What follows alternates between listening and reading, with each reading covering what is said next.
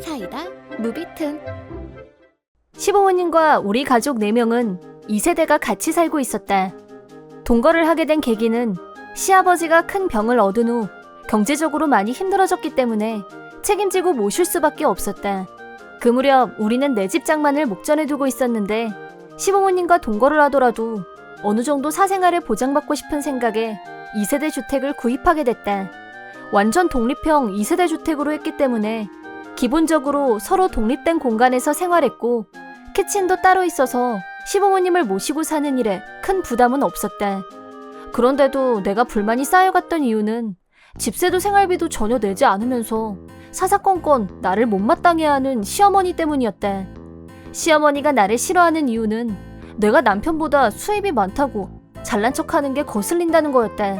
그래서 내가 낳았다는 이유로 우리 애들도 예뻐하지 않았고 애들이 아프건 말건 상관도 안 했고 애들 생일도 나 몰라라였다. 2세대 주택에서 살기 시작했을 때는 시동생은 결혼 전이었는데 그 뒤 결혼을 했고 새로운 가족으로 동서가 들어왔다. 시어머니는 나한테 하는 것과는 다르게 동서를 아주 예뻐했다. 동서가 아이를 낳자 시동생 집을 드나들면서 열심히 손주를 돌봤다. 시어머니 행동을 보고 있자니 은근히 열이 받았고 무덤덤한 남편한테도 마찬가지로 화가 났다. 병들고 힘들었을 때 옆에서 힘이 되어준 우리한테는 감사 한마디 없으면서 노골적인 차별을 감당할 필요가 없다고 판단한 나는 시부모님과의 동거를 백지화하기로 했고 시아버지와 숙부를 모시고 가족회의를 여러 번 열었다. 동서는 시어머니가 생활비가 굳는다는 걸 알고 시어머니를 구슬려서 자기가 갖고 싶은 물건을 이것저것 받아내고 있었는데 저만 선물을 받는 것 같아서 너무 죄송해요. 어머님은 제가 친딸처럼 너무 예쁘고 뭐든지 다 해주시고 싶으시대요. 형님도 어머님한테 좀 잘 보이면 더 좋을 텐데. 일만 잘하면 뭐해요. 사는 재미가 없는데. 라고 했다. 나는 내 직업에 만족하는 건 물론 자긍심도 갖고 있었고 남편도 항상 나를 응원하고 직장생활 매사 협조적이었다. 자기가 뭐라고 내 삶의 방식에 지적질을 한다는 것 자체가 마음에 안 들었다. 솔직히 서열상으로도 나보다 아래 아닌가? 하지만 시어머니한테 얼마나 내 흉을 많이 들었으면 나를 대하는 태도 하나하나가 완전히 무시하는 투였다. 그러던 어느 날 시동생과 동서가 애들을 데리고 우리 집에 왔다. 시동생도 시어머니처럼 항상 내 욕을 입에 달고 살기 때문에 시어머니 못지않게 나를 함부로 대했는데 남편 앞에서는 기를 못 폈다. 우리 집에 오더니 시동생은 남편 방으로 갔고 동서는 위에서 내려다보는 말투로 나한테 솔직히 전 형님이 시부모님을 모시고 사셔서 시댁 문제는 없겠다 싶어서 남편하고 결혼한 거예요. 역시 차남이 짱이에요. 어머, 형님한테는 죄송하게 생각하니까 너무 서운해하지 마세요. 라고 떠들었고 시동생은 남편 방에서 나오더니 갑자기 부모님 모시고 살 거고 집도 알아볼 거야. 라고 했다. 뭐라니?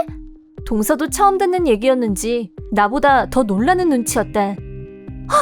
지금 뭐라는 거야? 멀쩡히 장남 가족하고 동거하시는 분들을 모시긴 뭘 모셔?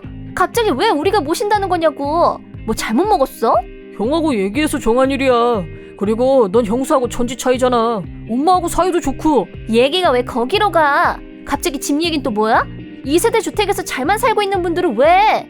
이 집은 땅부터 명의 대출금까지 전부 우리가 내고 있다는 거 몰라? 시부모님하고 동거 취소하기로 했고 그럼 이 집도 필요 없어지니까 매각할 거야. 우리 집이니까 우리 마음이지. 그러자 동서는 갑자기 발작을 일으키면서 내가 그동안 왜 웃으면서 잘 지내왔는데? 다 이런 불똥이 튀는 걸 미리 방지하기 위해서였다고. 그런데 왜 나한테 이러는 건데? 그리고 이 집이 필요 없으면 그냥 우리한테 주면 되는 거 아닌가? 그런 거라도 있어야 그나마 참을 거 아니야. 그건 그쪽 욕심이고 우리 알 바 아니지.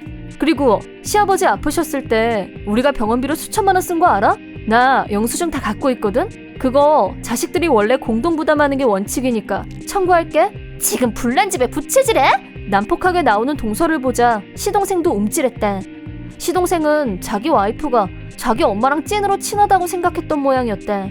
시어머니는 자기 애들도 열심히 봐주셨고 자기 와이프한테 선물도 엄청 줬으니까 그럴만도 했다. 그래서 자기네랑 같이 살면 모두가 다 좋아할 거라고 생각한 모양이었다. 하지만 동서가 자기 본심을 드러내자 사색이 됐고 남편을 불러서 시부모님을 모셔가겠다는 얘기는 없던 걸로 하겠다고 했지만 2세대 주택 구입해서 생활비 전반을 우리가 부담해왔었고 아버지 병원비도 우리가 다 냈어. 그런데도 네 형수가 마음에 안 든다고 하시잖아.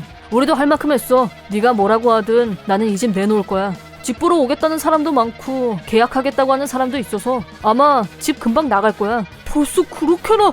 시동생은 동서가 강력하게 거부하자 안절부절 못했고, 동서는 시동생 입에서 시부모님과 동거하겠다는 말이 나오자 완전 멘붕이 왔지만 우리 부부는 깨끗하게 무시했다.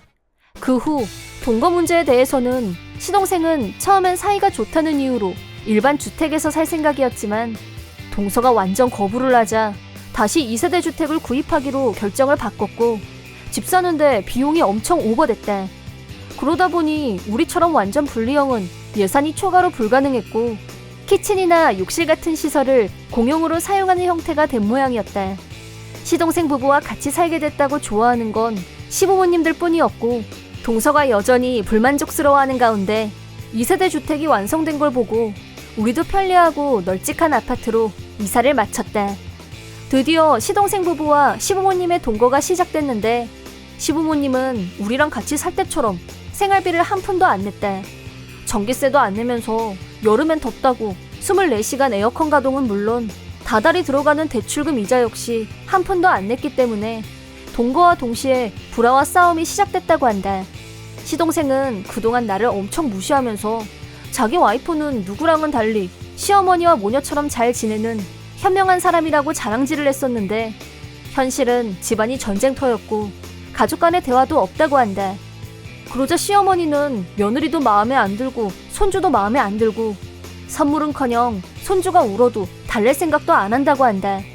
결국 기브앤테이크가 없어지자 동서 입장에서는 시부모님과 같이 사는 메리트가 한 개도 없게 됐다는 사실, 원래부터 같이 살고 싶은 생각도 없었는데 점점 최악의 상황으로 이어졌고, 이제 남은 건 시부모님의 노후를 돌보는 일뿐.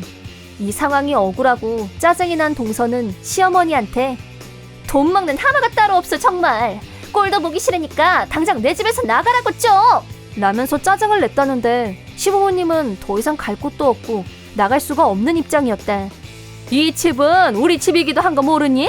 네가 뭔데 이래라 저래라 해? 내 아들이 집주인인데! 라면서 서로 물고 뜯고 바닥까지 인간성을 드러내면서 매일매일 집안에서 전쟁을 벌이고 있다고 한다. 이렇게 될 거란 건 어느 정도 나와 남편은 예상했던 일이라 특별히 놀랍지도 않았다. 동서 말을 따라하는 건 아니고 나도 나한테 불통이 튀지 않으면 그뿐. 그쪽 문제엔 관심 끈 지 오래다. 하지만 고부간의 갈등이 너무 심해지자 시동생이 숙부한테 전화를 걸어서 상담을 하면서 우리 부부가 다시 시부모님을 모셔갈 수 있도록 잘 설득해달라고 부탁을 했다고 한다. 하지만 숙부님은 지금까지 우리가 시부모님을 잘 모셨었고 시동생이 나한테 함부로 하는 걸 다 봐왔기 때문에 넌 부모가 무슨 물건인 줄 아냐? 네 형수는 네 아버지, 어머니를 오랫동안 모셔왔던 사람이야. 그런데 넌 고맙다는 말은 못할 망정 허구한 날 욕이나 하고 말이야. 내가 그동안 그러면 안 된다고 했었지. 반성하는 의미로 네 형수가 해왔던 일 네 처한테 잘해보라고 해. 나한테 전화하지 말고. 라고 야단만 맞자 시동생도 입을 다물었다고 한다. 우리는 애써 마련한 집을 팔아버리고 말았지만 시어머니한테 잔소리 들을 일도 없어졌고 생활비도 전보다 훨씬 절약됐기 때문에 그 돈은 장래 아이들과 가족여행을 위해서 저금하기로 했다. 이미 몇 년이나 시아버지를 보살피는 동안 시아버지 병원비도 전부 우리가 부담해왔기 때문에 앞으로 돌봄 비용은 안 내도 될 것 같고 우리는 수입도 지출도 이제 안심이다. 앞으로 시동생 부부와 시부모님이 절연을 하든 아님 이혼을 하든 우리는 상관하지 않고 우리끼리 잘 살 생각이다. 이번 영상은 어떠셨나요? 재밌게 보셨다면 구독, 좋아요에 댓글까지 달아주시면 감사하겠습니다.